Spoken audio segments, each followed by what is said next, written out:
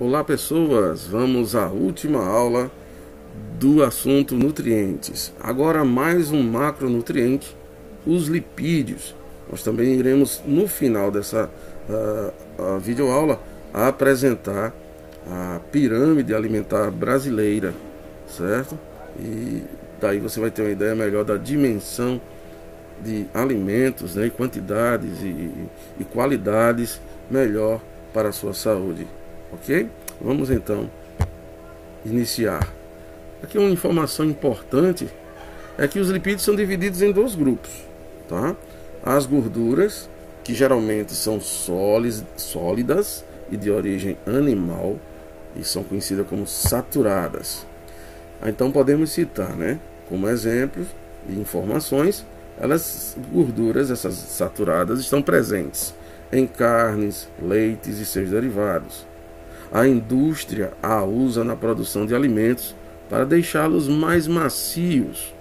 Deve-se consumi-la em pequena quantidade, pois seu acúmulo nas paredes e vasos sanguíneos podem levar a doenças cardiovasculares.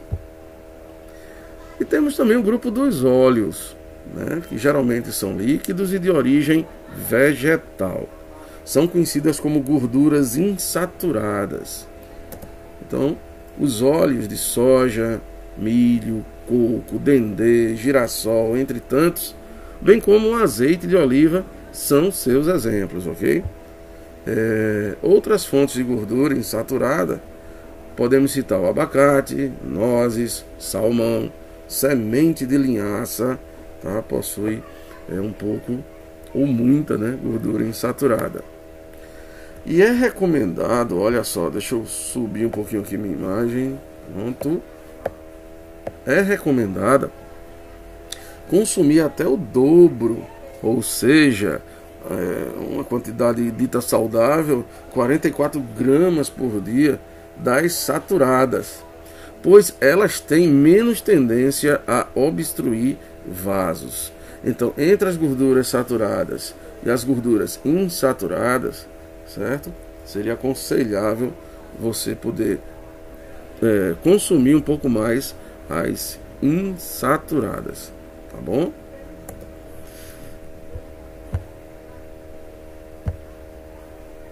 Agora, certamente você já deve ter ouvido falar em gordura trans, né? Gordura trans.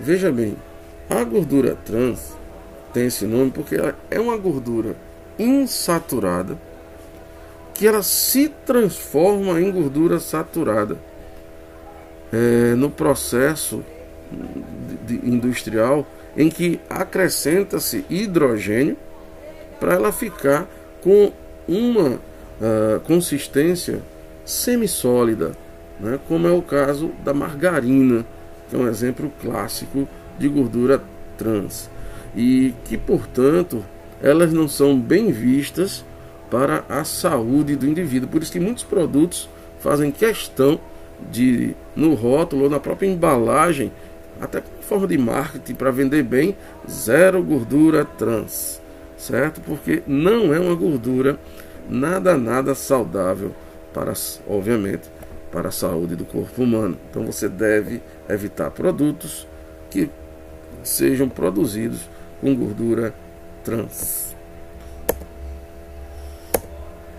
Além das informações dos grupos, é importante vocês saberem, né, que os lipídios são insolúveis em água, né? Não se misturam em água e geralmente são menos densos. Constituem em nosso corpo reservas de energia, certo? Constituem em nosso corpo reservas de energia. E nesse caso eu tenho muita energia, preciso diminuir, estou com energia demais, viu? Bom, uma vez digeridos, o resultado da grande maioria das gorduras, dos lipídios, vão ser substâncias químicas conhecidas como ácidos graxos e glicerol. Embora a gente costume falar mal da gordura, elas são muito importantes, tá? Na produção de membrana celular, de hormônios sexuais, como é o caso da testosterona. Então, vamos tirar um pouco dessa rotulação da gordura. É aquela coisa, né, pessoal? Tudo demais é veneno. Então, Se você come gordura demais, seja ela saturada ou insaturada, não vai ser muito legal para o seu organismo, de jeito nenhum. Então deve-se sempre consumir com controle, com equilíbrio. E também, elas podem atuar como isolante térmico. É só você pensar nesse fofinho aqui, né? Durante o verão sofro muito, sou bastante. Porém, no inverno eu sou agasalhado internamente por uma rica camada de tecido adiposo, rica em lipídios, né? E as gorduras são muito mais energéticas do que os glicídios, do que os carboidratos.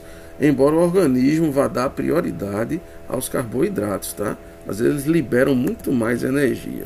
Como fontes de lipídios, podemos citar as carnes gordurosas, leite, ovos, sementes oleaginosas, como é o caso da castanha, do amendoim, certo? Coco, azeite e diversos produtos industrializados. Seus representantes, já citei, são óleos, gorduras. E vale lembrar que os lipídios estão no grupo 7, no ápice da pirâmide alimentar. Logo, devem ser pouco consumidos. Confira, em uma pirâmide alimentar, quanto mais perto do topo, menos você deve se alimentar daquele nutriente. Quanto mais na base, melhor a sua alimentação. Então, veja a base alimentar da pirâmide brasileira. Lá na base, olha o que você deve comer com mais abundância, né? Até 6 porções de arroz, pão integral, massa, batata, mandioca. Subindo, aí você já consome, por incrível que pareça, um pouco menos. Legumes e verduras deveriam ser consumidos em 3 porções, frutas também em 3 porções.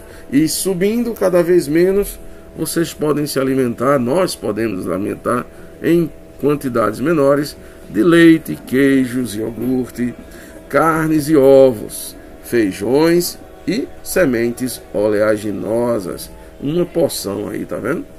E menos ainda lá no topo devemos consumir, se consumirmos, em pequeníssima quantidade.